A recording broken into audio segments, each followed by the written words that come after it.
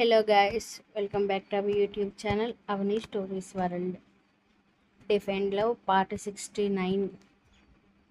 ఇంటికి వెళ్ళాక జరిగింది మొత్తం పోసగుచ్చినట్టు చెప్పి సుదర్శన్ గారితో విరాట్ని తిట్టించేసి సోల్ సాటిస్ఫై చేసుకుంది. వరు, నీకు బాగా అల్లరి ఎక్కువైపోయిందే.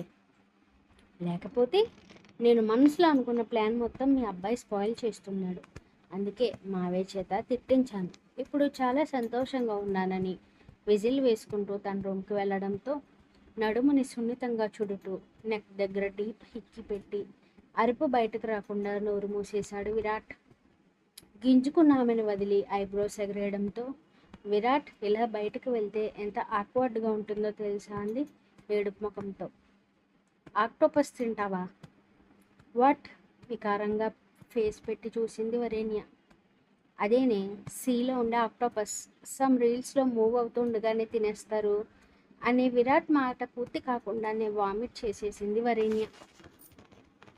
పొట్టి కంగారుగా ఆమెను ఎత్తుకుని వాష్రూమ్కి తీసుకెళ్ళిపోతాడు విరాట్. పాపం తిన్నది మొత్తం కక్కేసి ఇక ఓపిక లేనట్టు అతని చేతుల్లో వాలిపోవడంతో చాలా గిల్టీగా ఫీల్ అయ్యాడు.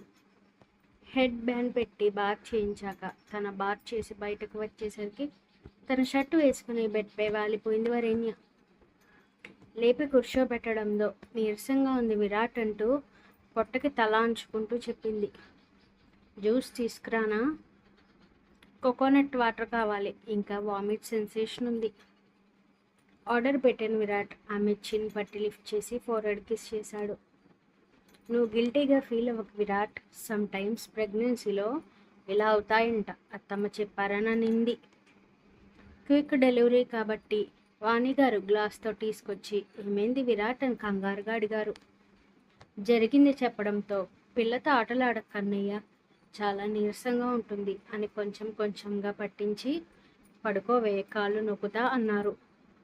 మీరు నా కాళ్ళు పట్టుకోవడం ఏంటి? ఏం పర్వాలేదే, పడుకో.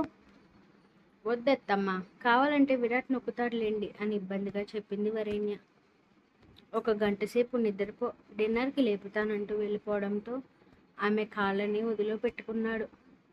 విరాట్ ష్ అనడంతో స్ట్రైట్గా పడుకుంది వరేణ్య. అతనిస్తున్న ప్రెజర్కి తెలియకుండానే కళ్ళు మూసుకుపోతుంటే వరేణ్య నిద్రపోయాక బయటకు వచ్చాడు విరాట్. కన్నయ్య, ముహూర్తం పెట్టించాను నేను. ఇంకొక 3 రోజుల్లో వికాస్ పేరు మీద బాగుందని చెప్పారు పంతులు గారు. ఏమంటావు అన్నట్టు చూశాడు విరాట్. ఓకే అన్నయ్య, బట్ అరేంజ్మెంట్స్ చేయగలమా? పంతులు గారు లిస్ట్ ఇస్తారు, అవి బై చేస్తే సరిపోద్ది. సరే అన్నయ్య, లెట్స్ గో అంటూ కావాల్సిన సామాన్లు కొనడానికి వెళ్ళారు ఇద్దరు. వరేణ్య పాప నీరసంగా ఉండటంతో ఆ రోజు రాత్రికి ఆమె ఎంత అల్లరి చేస్తున్నా సీరియస్ లుక్స్తో కామ్ చేశాడు. నీకు ఒక జోక్ చెప్పనా? మా లెక్చరర్ సార్తో ఎలా పడుతున్నావో పాపం వరేణ్య. ఎప్పుడు యారోగెంట్ అని కోపంగా ఉంటాడు. రొమాన్స్లో కూడా డామినేషన్ చేస్తారేమో. ఎలాగైనా వరేణ్యకి గట్స్ ఎక్కువ అంటున్నారు. Is it? ఇక నుండి నువ్వు డామినేట్ చేయి, బుద్ధిగా కోఆపరేట్ చేస్తా అని బోర్లా తిరిగి పడుకున్నాడు. ఇలా తిరుగు విరాట్. నీ కాలు తగలరాని చోట తగిలితే ఇంటిమేషన్ లైఫ్కి పనికి రాకుండా పోతానే. ఈ యాంగిలే నాకు సేఫ్ అని చెప్పి మాటలు బంద్ చేశాడు. అతని జుట్టుతో ఆటలాడి ఎప్పటికో నిద్రపోయింది వరేణ్య. గృహప్రవేశ సమయం రావడంతో కొత్తింటికి పయనమయ్యారందరూ. ముహూర్తానికి గుమ్మడికాయ కొట్టి లోపలికి ప్రవేశించడంతో పాలు పొంగించి సత్యనారాయణ స్వామి వ్రతం చేసుకున్నారు. 3 బెడ్రూమ్స్ ఫ్లాట్, విశాలంగా ఉండే hall, open kitchen, back side balcony with beautiful view. అందరికీ ఆ ఫ్లాట్ చాలా నచ్చింది. ఆనందాల నడుమ ఆ రోజు పూర్తవ్వడంతో ఆ ఇంటికి కావాల్సిన ప్రతి ఫర్నిచర్ కొని విరాట్ గిఫ్ట్గా ఇచ్చాడు వికాస్కి. ఎమోషనల్గా అతన్ని హత్తుకుంటూ థ్యాంక్స్ ఫర్ ఎవ్రీథింగ్ అన్నయ్య. నాన్నుంటే నీళ్ళని చూసుకునేవాడేమో కదా అని ఎమోషనల్గా చెప్పాడు. కామ్ డౌన్ చోటు అంటూ బోనస్గా బైక్ కిస్ చేతిలో పెట్టి బ్యూటిఫుల్గా ఉండే వైజాగ్ బీచ్ సీనరీ చూసిరండి అన్నాడు. ఇప్పుడే అందరం వెళ్ళిపోదామన్నయ్య, నైట్ డిన్నర్ కూడా బయట తినేద్దామన్నాడు హుషారుగా. వికాస్ చెప్పింది కూడా కరెక్ట్నే అవ్వడంతో మమ్మీ మీరు ముగ్గురు కారులో రండి, రాజంకులకు కూడా కాల్ చేసి రమ్మంటానన్నాడు విరాట్. ఓకే అనుకుంటూ కుర్రజంటలు బైక్స్ తీయడంతో పెద్దవాళ్ళు కారులో స్టార్ట్ అయ్యారు. మధ్యలో సంజీవ్ ఫ్యామిలీ యాడ్ అవడంతో బైక్స్ పార్క్ చేసి బీచ్ ఒడ్డున కూర్చున్నారు అందరూ. వరుసగా అందరికీ మురి మిక్చర్ ఆర్డర్ ఇవ్వడంతో వచ్చిపోతున్న అలలను చూస్తూ కబుర్లతో కాలక్షేపం చేశారు. చాలా రోజుల తర్వాత అందరూ హ్యాపీగా ఆనందంగా ఉండటంతో క్వాలిటీ టైం స్పెండ్ చేశారు. ఆనందంగా ఉంటే రోజులు ఎలా గడిచిపోతాయో ఎవరికీ తెలియదు. అలానే వీళ్ళకు కూడా తెలియలేదు. చూస్తుండగానే 15 రోజులు గడిచిపోయాయి. స్వప్న గురించి పెట్టిన మెడిసిన్ రావడంతో ఫస్ట్ డోస్ ఇవ్వడం కూడా జరిగిపోయింది. ఆ ఫ్యామిలీ కూడా హ్యాపీ. కొత్త ఊరు, కొత్త ఇల్లు, కడుపుతో ఉన్న భార్య, ఎప్పుడూ లేని ప్రశాంతంగా కనిపిస్తున్న తల్లి, ఇటు వికాస్ వాళ్ళు కూడా చాలా హ్యాపీ. వరేణ్యల్లతో, విరాట్ ప్రేమతో ఇంటికి వారసుడు వస్తున్నాడనే ఆనందంతో ఆ కుటుంబం కూడా హ్యాపీ. సునంద్ గారిలో వస్తున్న మార్పు చూస్తున్న శేఖర్ మరింత హ్యాపీ. అందరి హ్యాపీనెస్ని చిత్రం చేయడానికి ఒకడు ఉంటాడు. వాడి వల్ల కుటుంబం అతలాకుతలమైపోతుంది ఖచ్చితంగా. ప్రస్తుతానికి వాడే సమీర్. చెల్లాత్మక శాంతి కలగాలని చేయాల్సిన కార్యక్రమాలు ఆమెను తిట్టుకుంటూ కష్టంగా చేశాడు. ఫైనల్లీ కాశీయాత్ర సంపూర్ణం అవ్వడంతో అమ్మయ్య అనే ఫీలింగ్ కలగగానే వైజాగ్ స్టార్ట్ అయ్యాడు. మిడ్ నైట్ అవ్వడం వల్ల చెల్లెలకి జరిగింది నార్మల్ యాక్సిడెంట్ అని అనుకున్నాడు విరాట్. దట్టు అతనికి పెళ్ళయ్యాక సమీర్ కనిపించలేదు. అందుకే విరాట్కి అనుమానం రాలేదు. బట్ వచ్చి ఉంటే కథ మరోలా ఉండేదేమో. ఎప్పట్లా తన షర్ట్ కాకుండా శారీ కట్టిన వరీని చూస్తూ వింతగా ఫీల్ అయ్యాడు విరాట్. ఎప్పుడెంత రిస్క్ అవసరమా పొట్టి? నా మొగుడుపై నాకు నమ్మకం ఉంది, సో నేనేం భయపడను అంది. ఆమె వయ్యారానికి నవ్వుకుంటూ ఫ్రెష్ అయి వచ్చాడు విరాట్. డిన్నర్ కంప్లీట్ చేసిన ఇద్దరు బాల్కనీలోకి వెళ్ళడంతో తీస్తున్న సిగరెట్ని పక్కన పడేసి కోపంగా చూసింది. తగ్గించానే, చాలా విసుగ్గా చెప్పాడు. తగ్గించడం కాదు, మానేయాలి విరాట్. పూణేలో ఉన్నప్పుడు తెగ ఉదేశావు, సో మానడానికి ట్రై చేయి అంటూ అతని చేతులు తన చుట్టూ వేసుకుంది. చీర లోపల నుండి బెల్లిని సున్నితంగా నిమురుతుంటే నన్నెప్పుడు ఇంతే ప్రేమగా చూసుకుంటావా విరాట్ అంది గారంగా. తెలియని ప్రేమని రిచ్ చూపించి మాయ చేసేసావు తెలుసా అంటూ అతని వైపుకు తిరిగి ముక్కు రాసింది. చలిగా ఉంది, లోపలికి వెళ్దామా అన్నాడు అరచేతుల దిశల్ని మార్చుతూ.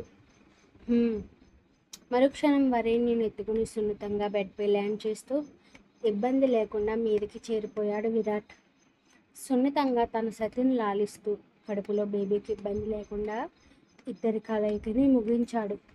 అలసటగా మారిన వరేణ్యకి వాటర్ పట్టించి గుండెల్లో పొదుముకోవడంతో రేపు కాలేజ్కి లీవ్ కావాలి మిస్టర్ అరగెంట్, ప్లీజ్ రమ్మని బలవంతం చేయకు, కావాలంటే ఈవినింగ్ ఎక్స్ప్లెయిన్ చేయి, ఓపికగా వింటానని నిద్రలోకి జారుకుంది వరేణ్య.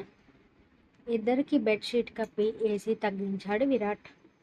సంజు, ఈ ట్రీట్మెంట్ చాలా పెయిన్ఫుల్గా ఉందండి అని బాధగా చెప్పింది శాండీ. ఏం కాదు మా, నేనున్నానుగా, చూసుకుంటాను నిన్ను అని ధైర్యం చెప్పి లోపలికి తీసుకెళ్లాడు.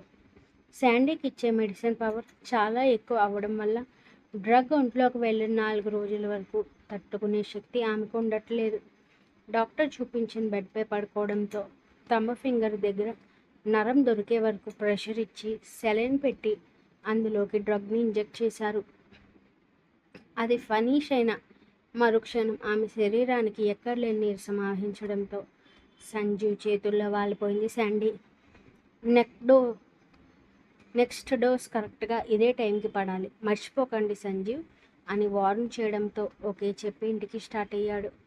చేతికి పెయిన్ రాకుండా మెత్తగా ఉండే మ్యాక్సీ వేసి హాట్ ప్యాక్ తీసుకొచ్చాడు సంజీవ్. ఆ చెయ్యి మొత్తం పెయిన్ అనిపిస్తుంటే నెమ్మదిగా కాపడం పెడుతూ ఆమెని జాగ్రత్తగా కేర్ చేశాడు. సంజు గారు, రేపు వరు దగ్గరికి వెళ్దామా? ఒక 2 డేస్ అయ్యాక వెళ్దాం బేబీ, ఈ టైంలో వీక్ ఉంటావుగా, కావాలంటే వీడియో కాల్లో మాట్లాడుకుందాంలే, ఇప్పటికీ రెస్ట్ తీసుకుంటూ జో కొట్టాడు. ఆమన్నాడు ఉదయాన్నే 8 అయినా నిద్రలేవని వరీని చూస్తూ హెయిర్ రబ్ చేసి చిన్నగా పిలిచాడు విరాట్. అసలు ఒంటిపై సోయలేనంత గాఢ నిద్రలో ఉంది పొట్టు పిచ్చుక. డిస్టర్బ్ చేయడం ఎందుకని కర్టెన్స్ క్లోజ్ చేసి డైనింగ్ టేబుల్ దగ్గర కూర్చున్నాడు. పిల్ల ఇంకా లేవలేదా కన్నయ్య? నో మామ్, ఈరోజు కాలేజ్ నుండి రావడానికి లేట్ అవుతుంది అని 100 జాగ్రత్తలు చెప్పి కాలేజీకి స్టార్ట్ అయ్యాడు విరాట్. ఉదయాన్నే 11కి లేచిన ఆమె ఫ్రెష్ అయ్యి బయటకు వచ్చి, అత్తమ్మ నాకు ఆకలేసేస్తోంది అంటూ అరవడం మొదలుపెట్టింది. అబ్బబ్బా, ఎంతలా లేపానో తెలుసా? ఒక్క 10 నిమిషాలు కర్రీ హీట్ చేస్తున్నా అంటూ ప్లేట్లో వడ్డించి తినిపించడం మొదలుపెట్టారు వాణి. కడుపు నిండిన తర్వాత ఆత్మారాముడు శాంతించడంతో, ఏమైనా పనుందా అత్తమ్మ? చెప్పండి, చేసేస్తాను అంది హుషారుగా. నువ్వు పని చేస్తావా? ఇప్పుడేం లేదు కానీ నేను కాసేపు నడుం వాల్చుతాను, డ్రై ఫ్రూట్స్ తింటూ టీవీ చూసుకొని తన రూమ్కి వెళ్ళారు వాణి. కరెక్ట్గా అప్పుడే వచ్చాడు సమీర్. 10 నిమిషాలు ఇంటి ముందు అటు ఇటు తిరిగి ఫైనల్లీ వాణి సుదర్శన్ నిద్రపోతున్న టైంలో ఫోన్ చూస్తూ టైంపాస్ చేస్తున్న వరేణ్య కనిపించడంతో కరెక్ట్ టైంలో వచ్చాననుకున్నాడు. మెయిన్ డోర్ దగ్గర నిలబడి చిన్నగా పిలుస్తున్న సమీర్ రాక ఆనందాన్ని కలిగించింది వరేణ్యకి. ఏరా, ఏమైపోయావు ఇన్ని రోజులు? అంటే వారు ఆ రోజు సగమే కదా చెప్పాను, కనిపిస్తే ఎక్కడ అడుగుతావోనని భయమేసి రాలేదన్నాడు అమాయకంగా నటిస్తూ. అవునా, నేను ఆ విషయమే మర్చిపోయారా? ఇంతకీ గుండేంటి? కాశీ వెళ్ళాను చెల్లి అస్థికలు కలపడానికి. అవునా, ఇంకేంటి, నువ్వు కూడా చదువు ఆపేసావు, రీజాయిన్ అవ్వచ్చుగా. నేను శాండీ వెళ్తున్నాం కాలేజ్కి అంది. నాకెలా కుదురుతుంది వరు, చిన్న జాబ్లో జాయిన్ అయ్యి డబ్బు సంపాదించుకోవాలి. అయినా నేను ప్రశాంతంగా ఉన్నాను. పోనీలే, నాకు తెలిసి నిజం తెలుసుకోకపోవడమే మంచిది వరు, లేకపోతే మీ ఇద్దరికి క్లాషెస్ వస్తాయన్నాడు కన్నింగా నవ్వుకుంటూ. ఇంతకీ ఏంటా విషయం?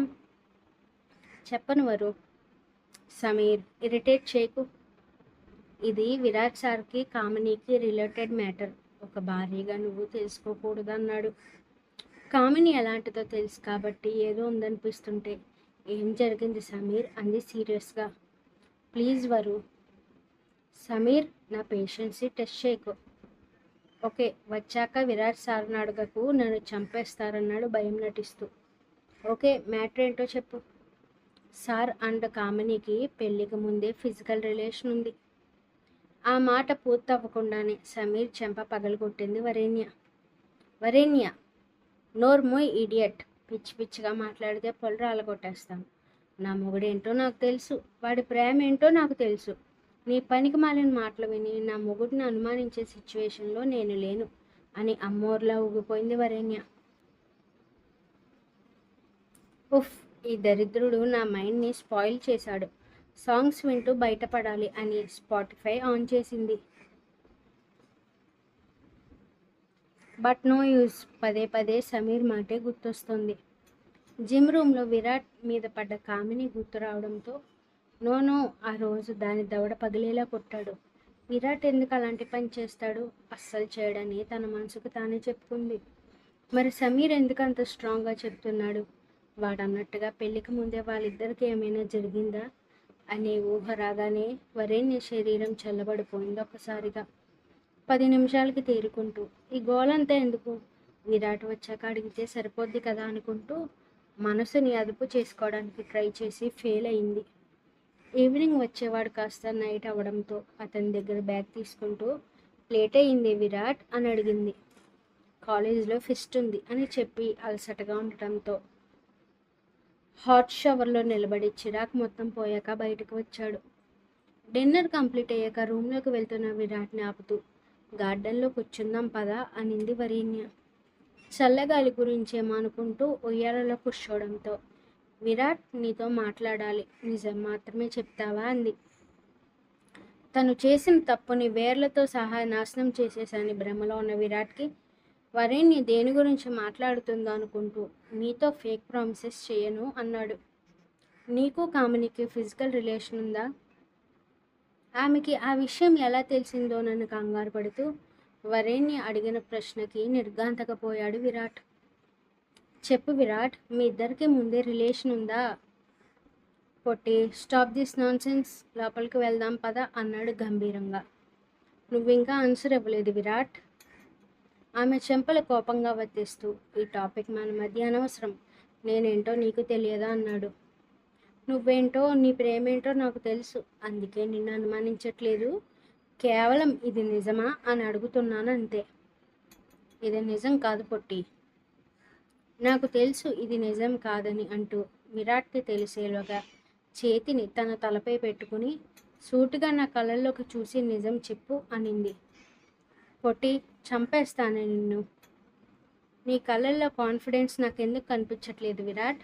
ఐ కాంటాక్ట్ ఇవ్వట్లేదు ఎందుకని? వాయిస్లో తడబాటు ఎందుకు వస్తోందని కళ్ళల్లో నీళ్లు జారిపోతుంటే బేలగా అడిగింది. అతని నుండి సైలెన్స్. ఈ సైలెన్స్ని నేను ఎలా తీసుకోవాలి? అంటే మీ ఇద్దరికి ఫిజికల్ రిలేషన్ ఉందా? నేను చెప్పేది విను పొట్టి. ఎస్ ఆర్ నో ఇది మాత్రమే చెప్పు విరాట్. నువ్వు అనుకున్నట్టు లేదు. సో మీ ఇద్దరి మధ్య కలయిక జరిగింది. Am I right? అప్పటికే ఆమె కళ్ళల్లో నీళ్లు కారిపోతున్నాయి ఏకదాటిగా. మరుక్షణం విరాట్ చేతిని విసిరికొట్టి 2 చెంపలు ఆగకుండా వాయించేసింది వరేణ్య. అమ్మయ్యా, మొత్తానికి తెలిసిపోయింది. మళ్ళీ రేపు కలుద్దాం. Continuous. Thank you for watching. Like, comment, share, subscribe చేసుకోవడం మర్చిపోకండి. అలానే హై పాయింట్స్ ఇచ్చి మరింత రీచ్ వచ్చేలా చూడండి. Stay tuned for more videos.